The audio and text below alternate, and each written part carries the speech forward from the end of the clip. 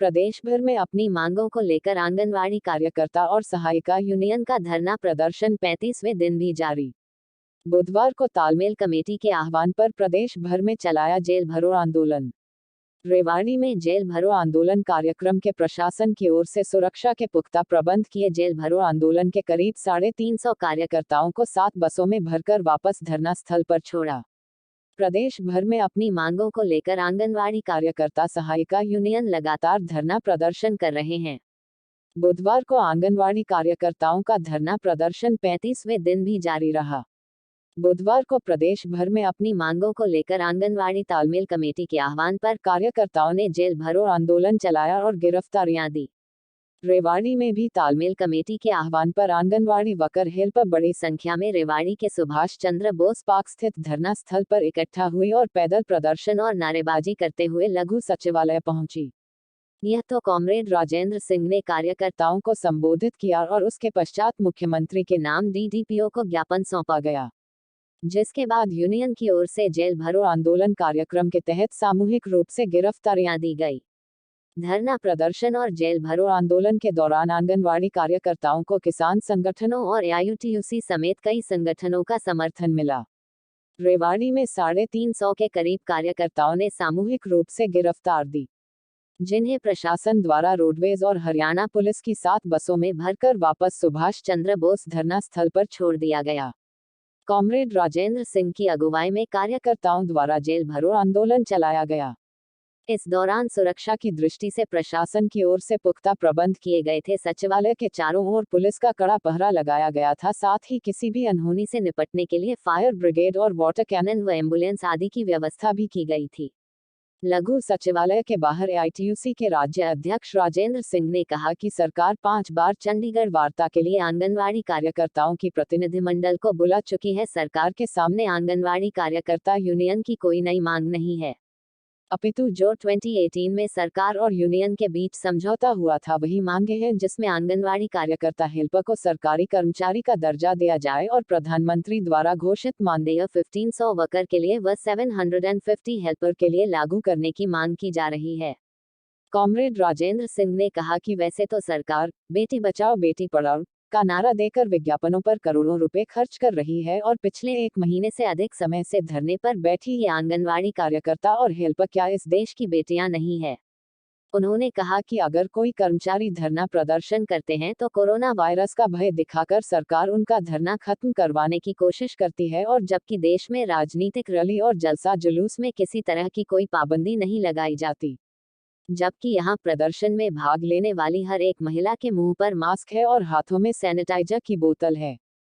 Comrade Rajendra Singh ने सरकार को चेतावनी देते हुए कहा है कि या तो सरकार समय रहते आंगनवाड़ी कार्यकर्ताओं की मांगे मान ले, अन्यथा उनका आंदोलन इसी प्रकार जारी रहेगा। इसके लिए किसान संगठनों के साथ अन्य सभी सामाजिक संगठन भी पूरी तरह से इनके समर्थन में आ गए हैं और जरूरत पड़ने पर सड़क जाम करने से भी पीछे नहीं हटेंगे। उन्होंने कहा कि किसानों का आंदोलन भी 1 साल चला था, उसमें आखिरकार सरकार को झुकना पड़ा था, उसी प्रकार यहां भी सरकार को समय रहते इनकी मांगे मान लेनी चाहिए। इस मौके पर आंगनवाड़ी तालमेल कमेटी की जिला प्रधान तारा देवी ने कहा कि पिछले 35 दिनों से उनका धरना प्रदर्शन सुभाष चंद्र बोस पार्क में जारी है और आज उनका जेल भरो आंदोलन कार्यक्रम था, जिसके तहत सभी कार्यकर्ताओं ने बढ़ चढ़कर इस आंदोलन में भाग लिया है और अपनी गिरफ्तारियां दी है। अगर उनकी मांगे नहीं मानी गई तो आगे भी उनका धरना प्रदर्शन जारी रहेगा।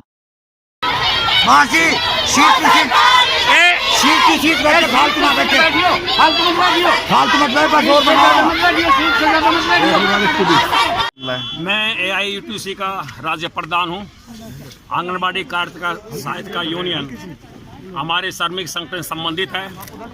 आज हमारा पूरे प्रदेश में जेल भरो आंदोलन है, क्योंकि सरकार ने 2018 में जो समझौता किया था, जो खुद किया था, हम तो सरकारी कर्मचारी करने की मांग कर रहे थे, तो खट्टर साहब ने कहा कि आपको सरकारी कर्मचारी तो नहीं बनाएंगे, हम आपको श्रमिक का दर्जा दे देते हैं, और श्रमिक के दर्जे के मुताबिक हर 6 महीने में जो DA जो महंगाई सूचकांक है उसके मुताबिक आपकी तनख्वाह बढ़ा दी जाएगी, और जिनकी 10 साल सर्विस हो गई वो कुशल श्रमिक में होंगे, और जो अर्ध कुशल होंगे बाकी, और आपको न्यूनतम वेतन दिया जाएगा।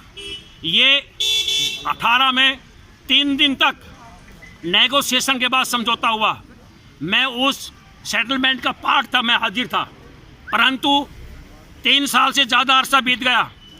अब हमने आंदोलन शुरू किया। 2018 के बाद पहला आंगनबाड़ी आंदोलन आया है। हम गए, 5 बार बुलाया हमको, 24 दिसंबर, 29 दिसंबर, 1 जनवरी, 5 जनवरी और 10 जनवरी को। हम एक ही बात टेबल पर जाकर कहते हैं कि मान्यवर, 2018 में जो समझौता हुआ था और प्रधानमंत्री ने 2019 में जो कहा था कि केंद्र सरकार आंगनबाड़ी को 1000 रुपया और 1500 रुपया और 750 रुपया हेल्पर को देगी और उतना ही हरियाणा की सरकार देगी। हम कहते हैं कि आपका प्रधानमंत्री है, वो देश का प्रधानमंत्री है और आपकी सरकार बीजेपी की सरकार है।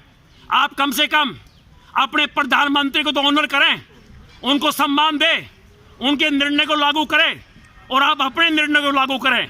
जब हम ये बात कहते हैं और बात आगे बढ़ाने से पहले ही सरकार का गला अटक जाता है, वो हाँ और ना करते रहते हैं और हर 5वें 7वें दिन बुलाया जा रहा है, हम फिर जाएंगे। परंतु ये हमारा फैसला है। आज हम जेल भर रहे हैं। सरकार कहती है कि आंगनबाड़ी बहन और बेटियां हैं, करोड़ों रुपया इनकी एड के ऊपर बेटी बचाओ बेटी पढ़ाओ के नाम से खर्च किया जाता है। ये आंगनबाड़ी क्या इस समाज की बेटी नहीं है? क्या ये किसान मजदूर की बेटी नहीं है?